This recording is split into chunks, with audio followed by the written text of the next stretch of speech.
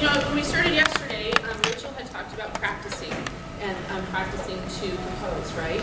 And let's just wait a minute. Just making sure. So practicing to compose, and you start out visually. So yesterday we had some nice visualizations and some little practice bits with that. And this is something that I've used in my classroom that we're going to do next. And it's practicing orally, so we're actually going to engage and look at what we're doing with some articulations. I have a variety of candy bars, yes, for you in the morning. Woohoo! Yeah! And what I would like you to do is choose the candy bar that you would like. And you don't have to eat it right now. You can save it for your afternoon snack, or you may tear into it. We will not judge. You can do everything after that. But do save the wrapper and the candy bar and think about what it is. And I'm going to ask you to just choose a candy bar, and that's the first step. And when I do this with kids, I use minis. Yeah. And big bags at Halloween. But what I'm going to ask you to do is really think about your candy bar, why you've chosen it. You can make some notes on that. So what we've got up here are the ones, you can start thinking about that before I get to you. Although we might run out.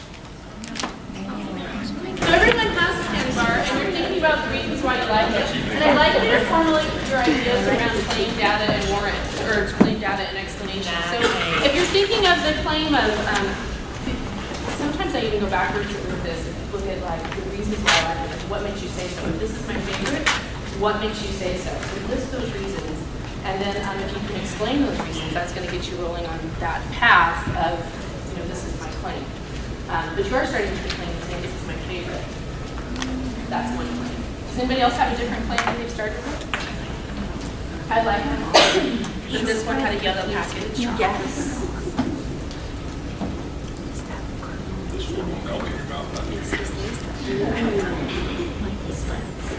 So another thing that we do with kids is we like to get them using each other in positive ways to think, as thinking partners. And so what I'd like you to do is move together into a group of people that have a similar candy bar and think and claim, data, warrants together. What is it about your candy bar? Why did you choose it? Why do you have it? What is the claim that you as a group can come up with? So that your task in your group, if you look up at the slide, choose the candy bar that you think is the best candy bar, okay? Find 2 or 3 people with the same candy bar. And in my classroom, I've often done this in big blobby groups so that they all are getting together. But for the simplicity of really thinking of a thoughtful argument, 2 or 3 people with the same candy bar. Work together to develop an argument for why the candy is the best candy. Okay, so, and don't forget that you're making claims. Don't forget to qualify that claim so that you can say almost. If you're moving with always or never, you might consider what you're using to qualify. Gather data or evidence. You can use wrappers. You can go from the bag. You can use experience. So what makes you say so? And then so what? Right? Make sure that you go to address why that supports the claim that you're coming up with. And then remember the counter argument, that there's some rebuttals. And so consider your candy bar. So find some groups of 2, 3, I would say 3 or 4 even is really good. So get up, move around, find your people, take your papers that you've got something to work with. John. Oh, $250 in the whole bag. That's like excellent. Did you Google? They have 2 grams of fiber. That's plus 2 grams of fiber. We didn't. We're just reading the package. Well, it's the peanuts. So nuts make it a healthy snack.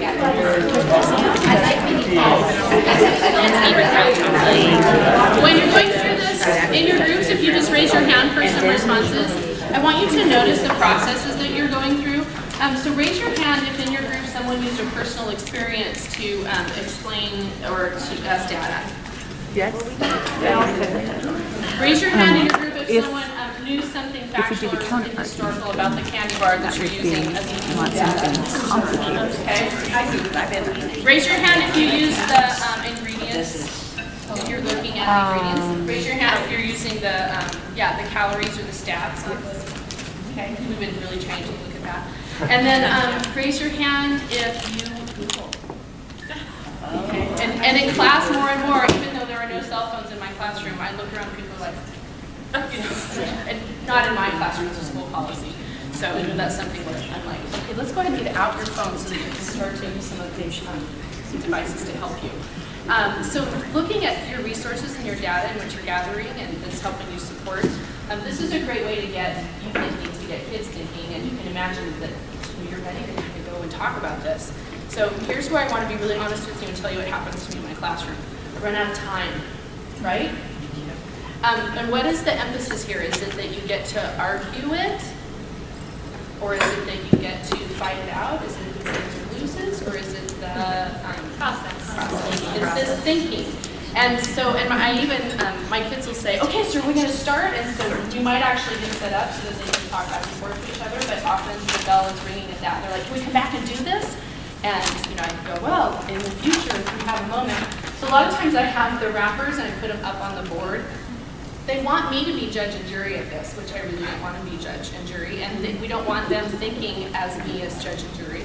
We want them supporting their ideas and learning how to support it, their claim with data and explaining that. So as they're going through, a lot of times I'll have time to have several kids explain what their claim is and the data and the explanation that supports that.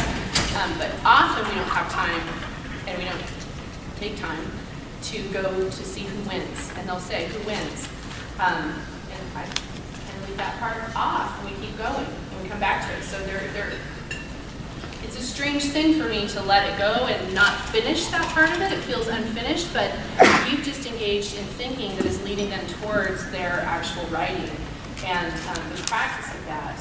They may not always know that, and they're always yearning for more, but the practice is what I wanted to emphasize. So.